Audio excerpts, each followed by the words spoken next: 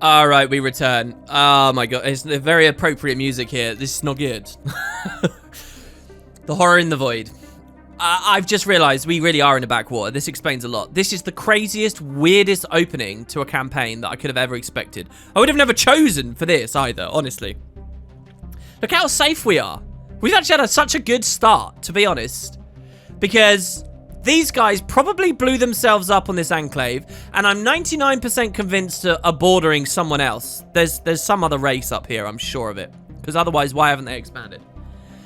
And their fleets are getting attacked as well. They're getting destroyed. In fact, we might be able to tell if they're in communications with someone else in a second. Anyway, you got this whole wing of the galaxy here that is locked off because there's a Tiyanki matriarch in this system. And there's a dimensional horror in this system. So let's talk about the dimensional horror. Right. It's another big, dangerous thing that we don't want to go anywhere near, and will probably instantly delete my science ship here. I'm so sorry to carry Yamaratsu. He's got skill 4. He's not a bad guy. If I get, we'll deal with him in a second. The horror in the void. We have encountered some kind of vast entity near Vazi Maelstrom. It appears to exist. The curator sent us here as well. What bastards? I can't believe it. It appears to exist partially inside our own universe, with the bulk of the creature still trapped in whatever nightmarish realm it spawned from. We've got immediately into all the magical Cthulhu-esque horrors and stuff. We're no longer dealing with the humans of Earth. We're in some magical fantasy world. It's straight away here. It's funny because in Stellaris, it usually takes a long time to start seeing these weird things like the psychic stuff, but we found Zro really quick. There is a malevolent intelligence at work here, ancient beyond our concept of time and utterly alien in its design. We can only guess as to its purpose. So there's loads of different ways we can deal with this. You're not obviously going to see them all in the series. It can't be good. Now, don't... Okay, we're paused. Okay.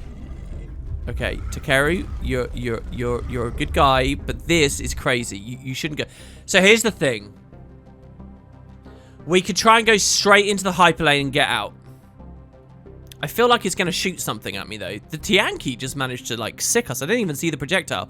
Just so that you know, I mean, this is crazy, to be honest. Just so that you guys know, combat, it's not just, like, abstracted nonsense. You actually see the projectiles going and everything. I've just realized I haven't even shot anything yet. Anyway, these guys might just be able to psychically make our brains explode or something. I don't know. We are well out of our depth. Here's the question, though.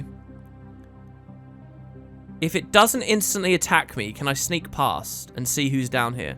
I'm so sure that there's another civilization down there. They just don't send their science ships. I'm sure of it. And I want to meet them.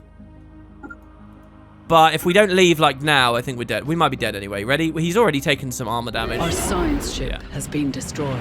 Yeah, and did you see it, actually? It, there you go. There was some kind of, like, dimensional, like, vortex below us, and then we got destroyed there. All right, and since he's not there, we lose visibility on the system.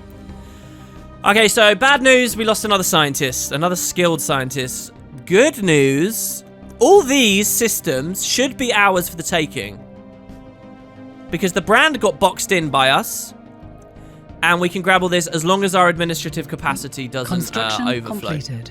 Speaking of which, look at that. That's starting to look real good, isn't it? So you build those, Mr. Construction Ship. Construction and completed. Do you know what? We can get another starbase. Oh no! I'm not going to build more construction ships. It's going to take so long. Okay, who died? It was the scientist. Whoops. I just cancelled his old build queue. So you see, it actually costs us 500 minerals to collect all of this. Knowledge is the key to the universe. And by the way, I don't know if the AI is always most efficient about the direction it goes in. Like here, I would probably go to the star, then here, then here, then here, then here. You can like play a like game of micromanagement if you'd like. Right, corvettes are cheaper and faster to build. That's good. There is fusion missiles. We could get T2 missiles. More mining station output. We could get more minerals from all of our mines with powered exoskeletons. Let's do the 0G refineries this time. The addition of internal refineries on mining stations will substantially increase mineral production. So yeah, let's do that. And that should be fine, I think.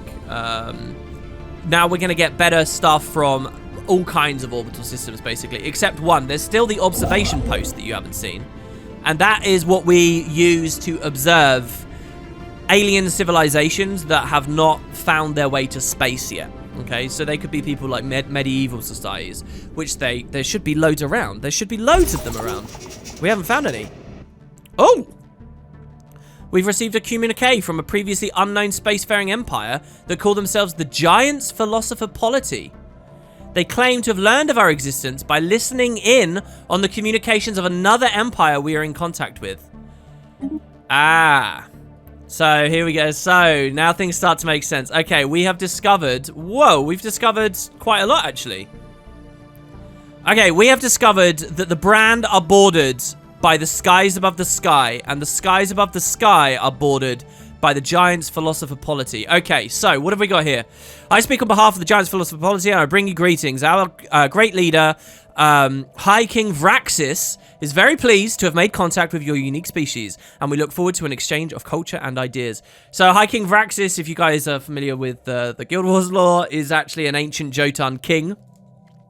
And, well, yeah, we have the Jotun in space here, but a Jotun civilization, I mean, despite the image here, that has not fallen and has not collapsed into nothingness. We're delighted to meet you, Jotun. Okay, so... here's what's important, okay, in this game. When you meet a new society, you want to see what they are ethically. So we can see here that these guys are spiritual seekers.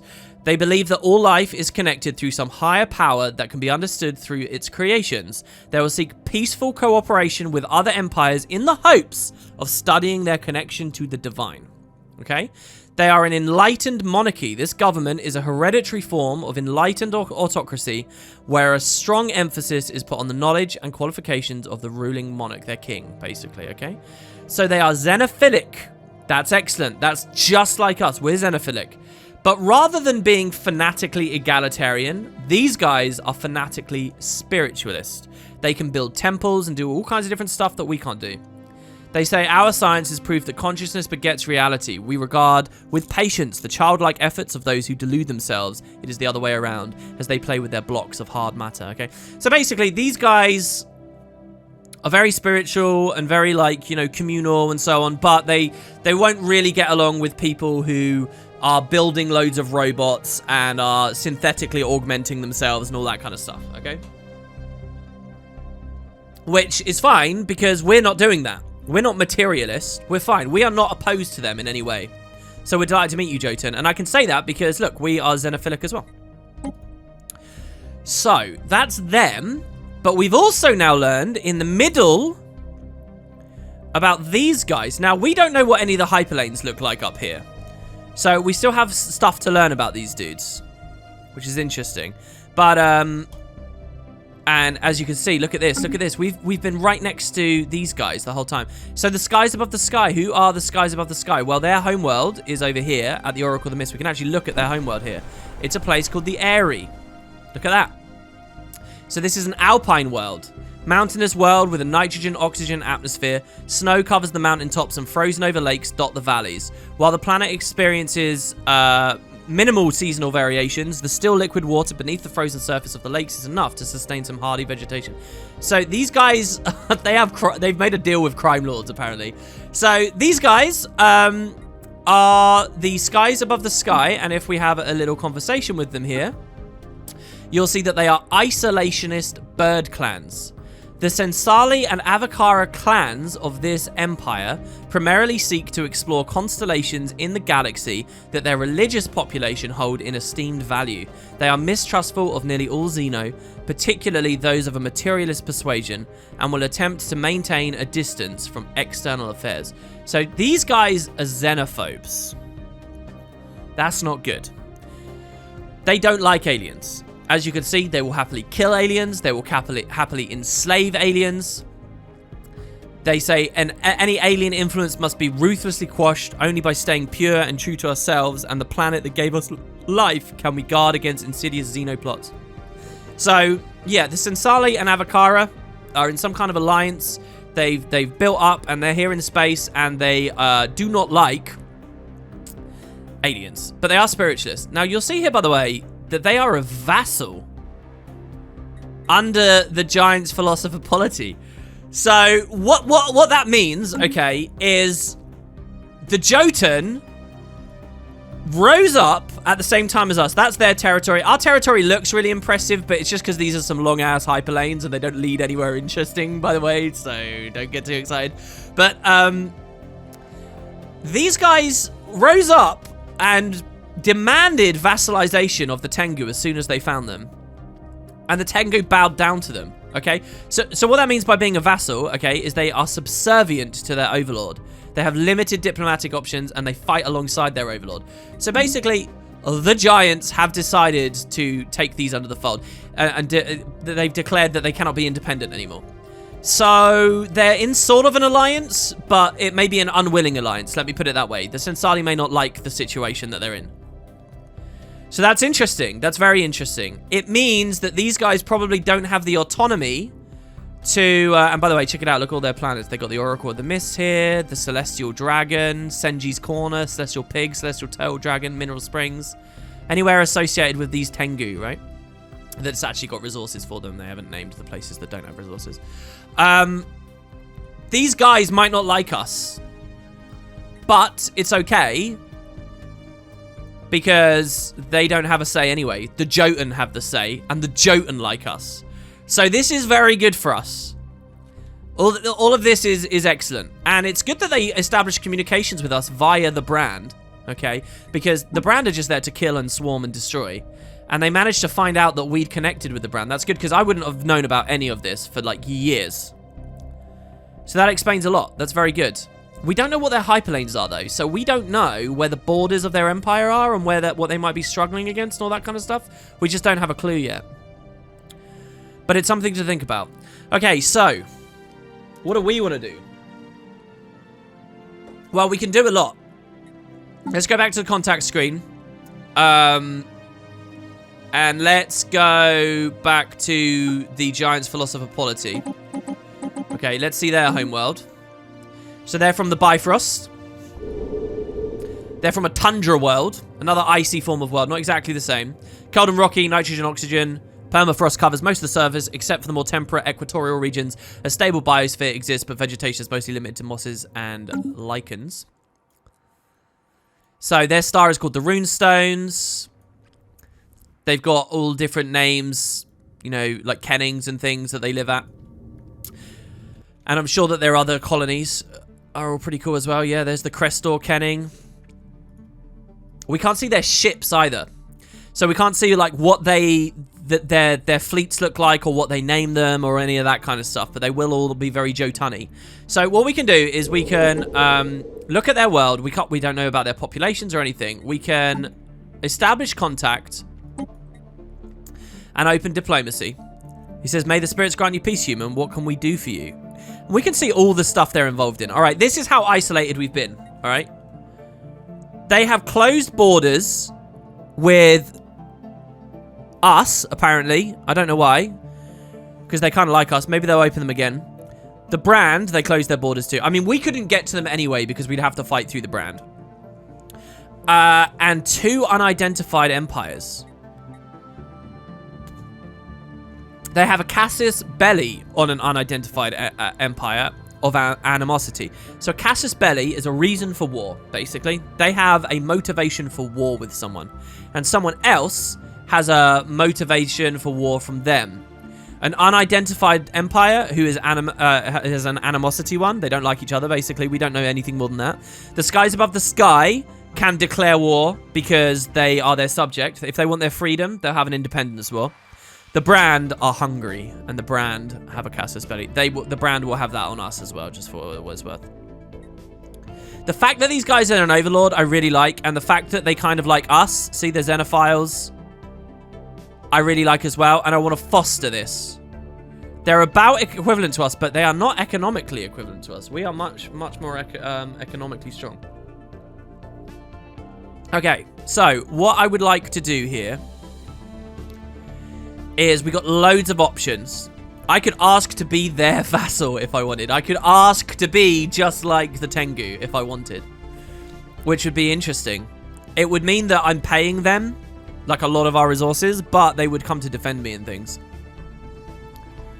But we would need to go to war to declare our independence later. I don't really want to do that. So there are lots of options here, like forming defensive pacts and non-aggression pacts and stuff. The thing is, these guys are only neutral to us for now. They don't really know whether we're relevant in any way, so they won't do that stuff with us. But I do want to start chatting with them to build something, to build some trust between us. So to start building some trust, what I'm going to do is offer them a trade deal. And what I'm going to give them, I can give them any of my resources if I want, or I can give them information. What I'm going to do is I'm going to give them an active sensor link. Now, what that means, and I'm going to give it to them for the next 30 years is a long time. Yeah, we'll do it for the next 30 years. By doing this, they will be able to see all my ships, exactly where I'm going, and exactly what I'm doing. And they'll probably say yes to this. Because, hey, who doesn't want free information? If I want the same off of them, this number in the middle will tell us the likelihood. Now, that immediately went to minus 1,000, and that tells me they do not want to do that. They won't give you active sensor links to someone that they don't consider as relevant. Okay, so they're not going to do it. But I will do this as like a token of, the building of some trust. So I'll start doing that. They're going to review my proposal, and we'll see where that goes later. Okay, we can also see stuff about their ruler, what Vraxis is actually doing. Apparently, Vraxis has arrested development. The personal development and skills of this leader seem to have plateaued at their present levels, so they're not getting any smarter. Okay, so that's cool. We want to watch this and see if they end up going to war or anything. We could also engage in some diplomacy with these guys. I never understand how it is that creatures such as you came to be, Beast, let alone made it into space. So, it appears we are talking to the leader, Elder Star Rattlecrest. A Tengu. And you can learn all about the Tengu here and what they're good at. They're good at physics. There's lots of different varieties of Tengu, obviously. So you might find that these guys, the Avocaro, the Sensali, might be good at physics or whatnot, but you'll find others that are good at other things. I want to know what this other empire is that they're all at war with. Well, not at war, but they don't like each other. So I could choose to support their independence. So if they declare war on the Jotun, I'll defend them. The thing is, I'm not, like, ethically aligned with them. They're xenophobic. By the way, phobia, it doesn't mean that they hate all aliens. It just means they want distance from aliens. They don't understand aliens. And yeah, they're flinchy to them, all right? It's fear, okay? So fear can beget hate, but it doesn't necessarily mean that they're, if other elements of the society are all right, even a xenophobic nation can be worth dealing with. Anyway, basically, if you choose to be xenophobic, you get big bonuses to internal stuff, and you get to expand a lot. But, well, you don't necessarily get to expand a lot, but you get a lot of bonuses, but diplomacy is much harder. So I don't want to talk to these guys too much. And they closed their borders. Oh, they didn't close their borders to me. Anyway, all right, there you go. So that is the opening of diplomacy. And we never had any first contact mystery with translations and stuff up here because that's in locked off space. We might still have it with over here. We might still have it with over here. What I'm beginning to believe is there's probably an empire here who has been talking to these guys. Now, if we look at the brand again, speak if you must pray, it changes nothing. We will see... they only know these guys. They only know these guys.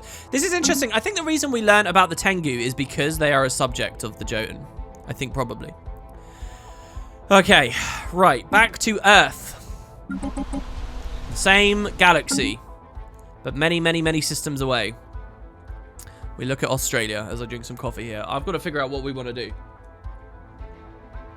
We want to keep the engine turning. We're getting a lot of resources here. I could probably start building some more corvettes. Embolden one of these fleets, because one of our admirals hasn't really had too much to do for a while.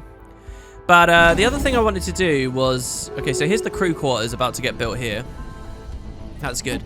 I wanted to maybe upgrade another starbase, because we do have the capacity for another one now.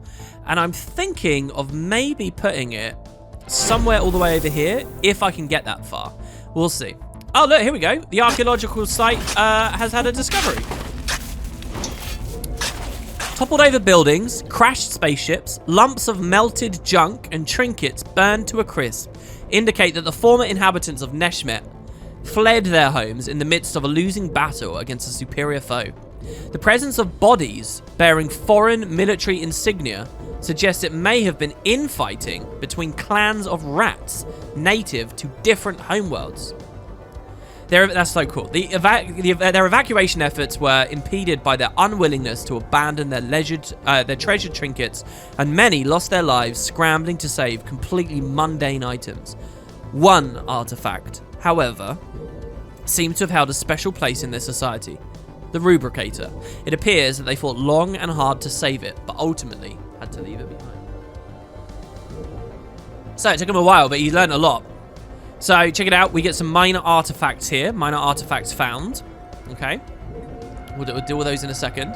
And he moves through to the next chapter, which might be a bit harder, but guess what? He improved his skill with that. So he's got a bonus to it now, and his breakthrough chance is increased. So that's pretty good. Now, these guys have just responded. The giant's philosopher polity accepts his gift with gratitude. Very good. So what that will do now is that will mean we are building trust with them. Here we go. We found their hyperlanes now. We found their hyperlanes. So we can see some of the exits. That's good. So we will build a little bit of trust with them now, which is pretty nice. And we'll see where we can go. So this colony ship is flying over, and we're going to colonize this place that we're learning about. I don't know. Will it actually let me? I mean, this seems like a pretty crazy idea. I probably won't rename this planet Neshmet. It says colonizing Neshmet. Yeah, we're doing it. We're going down there. You guys ready on the Ark ship? I mean, this would be pretty cool to come live here. And hey, by the time we get this... Colony establishment has begun. Here we go. By the time we get this, we might find that we get the double pop bonus from our next Unity thing. Now, since we started to get some trust, check it out. We no longer see any reason to keep you locked out of our territory. Our borders are open to you again, they say. So cool. So because the Jotun opened their borders to me, the Sensali have no choice but to do it as well. So we can now fly all around up here if we want. They're not claiming this system for some reason. I wonder why. It looks like this might be where they ward. I'm not sure. Look up here. Look up here. This is a primitive system. There are primitives living here. Is this it? No. That's something else. There are primitives here. It's got the icon. I'm not sure. We'll find some of our own later, I'm sure. So we can go there, except we do need to cut through the brand to do it at the Hoop system. The Dragon Rot Domains. And Profits for... Damn, they got 2 planets here. Okay, they've got 7 populations of branded here, 11 populations of branded here. They're slowly building their cities up on these desert worlds. There's an odd factory on this one with some weird drones in it. What do you guys think we cut into the brand here? Do you think it's time to take some military action? This is the thing in Stellaris. You could just keep expanding until you found all your restrictions. It was so important we grabbed this system, guys. Wow. We really screwed the brand. If we'd been any slower and they got this, it would have been us that was screwed. We would have been absolutely stuck. And probably the campaign would have been over. Oh, no, I did rename this. I renamed it Broken Gods, didn't I? Okay, so I'm gonna do another thing here. We're gonna go to our situation log, the mysteries of the universe. I'm gonna stop tracking that. We know now that there's a friggin' void horror living there. And by the way, the game is not just kill these. You get very cool stuff for killing them sometimes. And I'm not going to confirm or deny whether it's true for the matriarch or the dimensional horror. But there is such a thing as taking control of these kinds of things. Okay, so... Oh, there's too much going on. I'm losing my train of thought. I wanted to build another space station. What I think I'll do is try and grab as much of this as possible here. And we'll see where we go from there. I'll let the construction ships keep building and the fleets keep moving. It will take them a long time, so maybe it is a good idea to attack the brand. I'll check whether I'm roughly equivalent to them in a second. So we just got global research. Here you go, check it out. Hyperlane breach points. We've identified the existence of points in space where a ship expends less energy to breach their way into a hyperlane. Sorry, let's follow this guy as we do this. To breach into a hyperlane. This will lead to a new generation of hyperdrives. So the hyperdrive 2 is a nice little component we can put on everything, and we will get in and out of hyperlanes fast. Look at that. The jump charge time, 25% quicker. Ships equipped with hyperdrives travel swiftly between the edges of star systems along interstellar lanes. We also unlock a starbase building, the Hyperlane Registrar, which assists friendly ships in the system with fast and light travel by identifying ideal conditions for entering the hyperlanes and optimizing projected travel routes. Okay, so that basically means anything that's jumping in and out of the system itself does it much quicker. So you can basically put a Hyperlane Registrar on the systems in your core worlds, you know, where you don't think they're going to get attacked necessarily. So like here at Sol, we could put this here, and anyone that we build here or moves around here, they will get to move faster. Including our patrolling corvettes that try to keep pirates away, which we'll deal with once we actually see some popping up. There's also, though, moat harvesting. We could actually start getting strategic resources if we want now. I'll go for the Hyperlane Registrar, I think. It's expensive. It will take a while, but it's not the most expensive thing, though. The money might have been good too, but we're not entirely all about the money. That's not our whole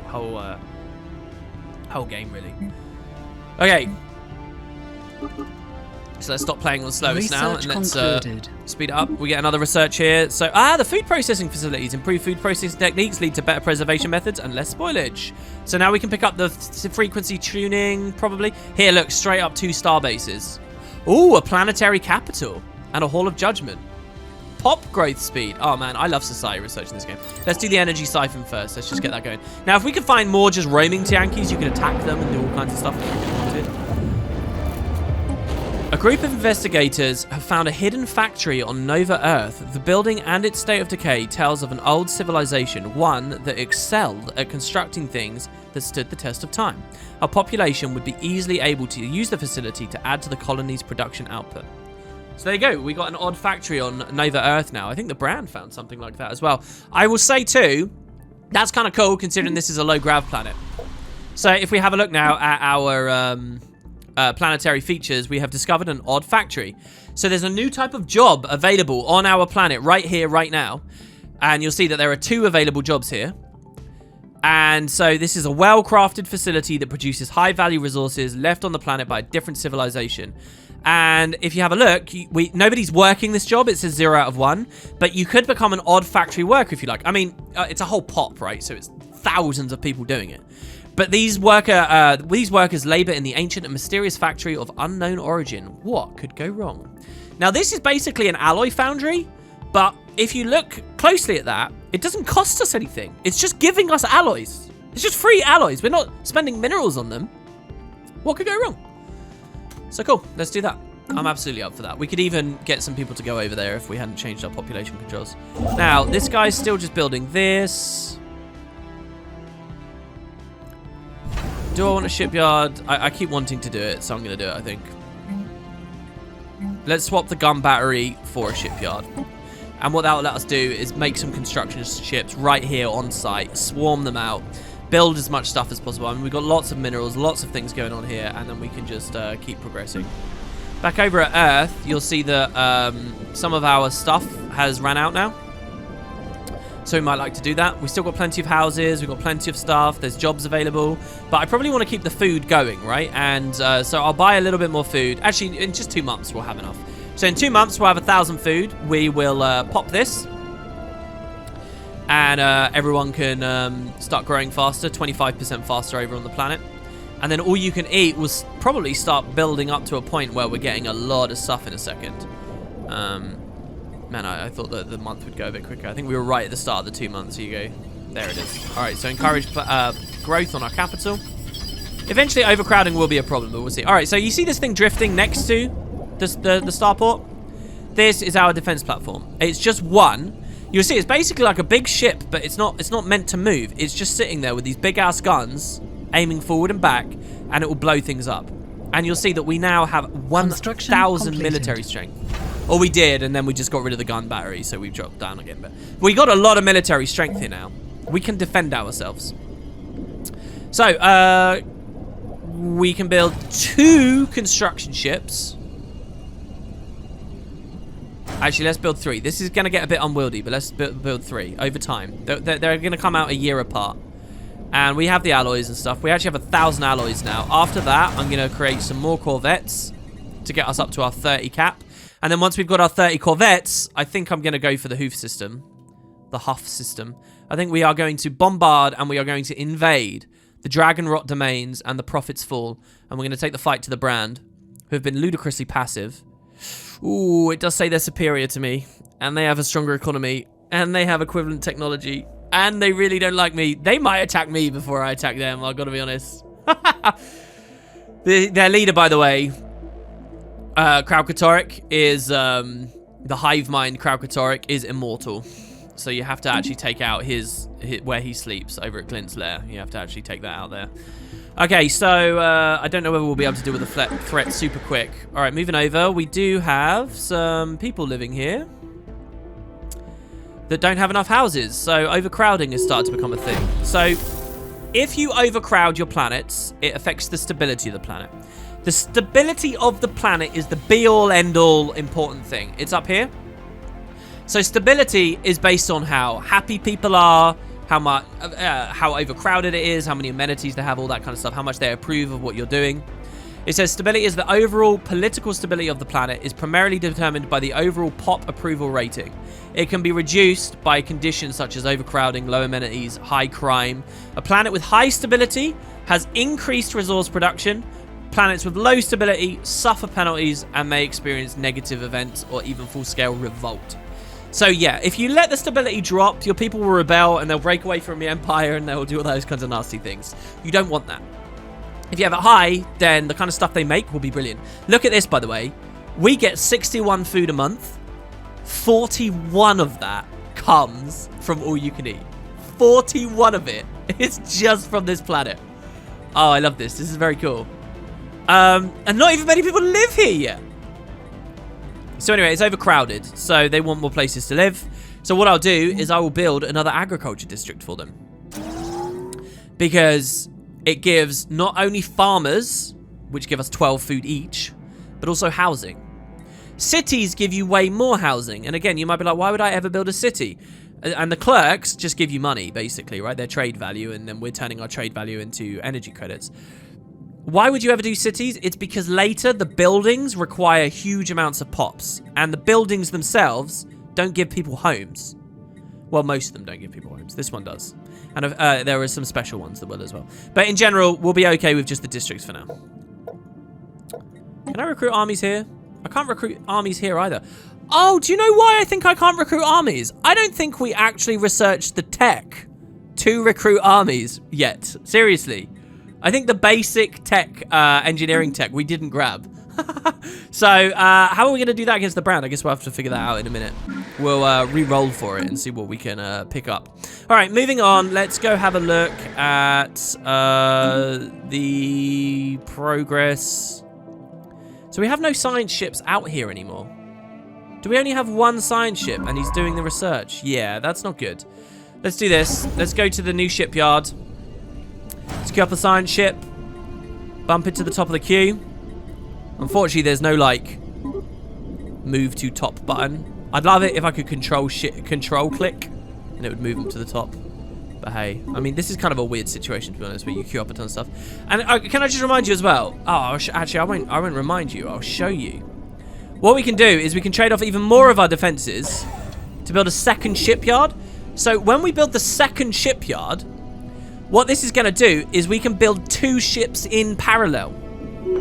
Yeah? So we can build a science ship at one while building a construction ship at the other. We can have a shipyard dedicated to the production of construction ships while another one is throwing out corvettes. Does that make sense? Uh-oh. Due to a major clerical error on parts of the Brand's resistance. Oh, I haven't been thinking about the Brand's resistance or doing stuff. Has fallen behind in infrastructure maintenance and accommodation services. The people live in rather bleak conditions and will not tolerate it for long. Remedying these problems will cost us time and effort. So I could just say screw it, and it would add some slums and some wastelands. Or I can invest in the area for 100 influence and 500 energy credits, but it would give me some unity. I think we can afford this. Now, we don't have much influence, but we are getting 5 a month because everyone's very happy with what we've done so far. So I think I will invest in the area so that we don't get the sprawling slums and we don't get the wastelands. So we can avert that problem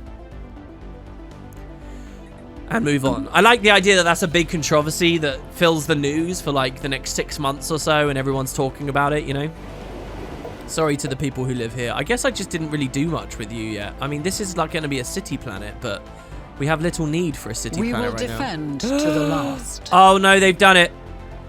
You've been chosen as our next prey. Resist if you must. We will devour you nonetheless. No, they've done it. Okay. So this is going to be a war of absorption. There are different kinds of wars based on what people want out of them. This, and that comes from like the Casus Bellis, right? So they are hungry. War is waged to utterly consume the enemy. They want to consume Nova Earth, all you can eat Earth, and they want everything. They want everything. So if I had declared war on them, as I was planning to, it would have been a war of preemptive action. And you could find that the Jotun are taking preemptive action against some other Elder Dragon north of them. That's what I'm most concerned about, guys. I'm concerned that there's more dragons lurking around, okay? That, like, loads of them are in one area of the galaxy. There's, like, a safe area of the galaxy where everyone's just chatting and generally enjoying themselves. Or maybe going to war over, you know, matters like slaving and so on. What kind of races might like to slave and what kind of races might not like that. They might end up disliking one another quite a bit. But there's no dragons there, and I'm in, like, the dragon corner. At least I got the Jotun with me, fighting against them.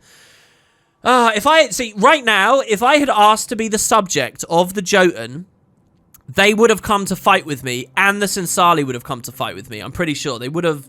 I'm pretty sure. Or would they have just left me for the dogs? I don't know. I don't know. If I want to win in 300 years, I can't be someone's subject, though. I want to be the overlord, really. In any case...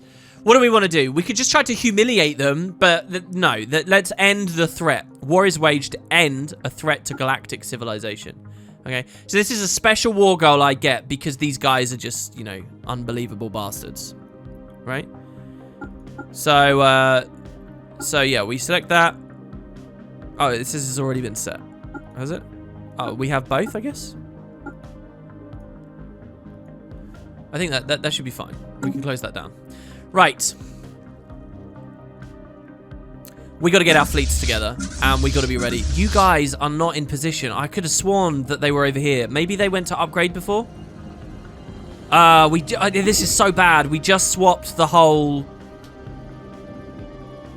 Oh, there's so much to do now. We just got rid of the gun batteries. How about we don't do that? I was going to build another shipyard. How about we don't? And how about, instead of the construction ships, we get the corvettes going, like now.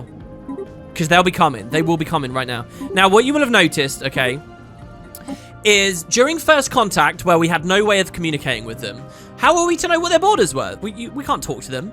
So we could have just flown around in any of their space. That's what we were doing. We got all the way over here, right? And we were going to examine their homeworld. And then the Enclave talked to us, and we learned about the brand from them, and they kicked us out, and now here we are, right? And we couldn't enter.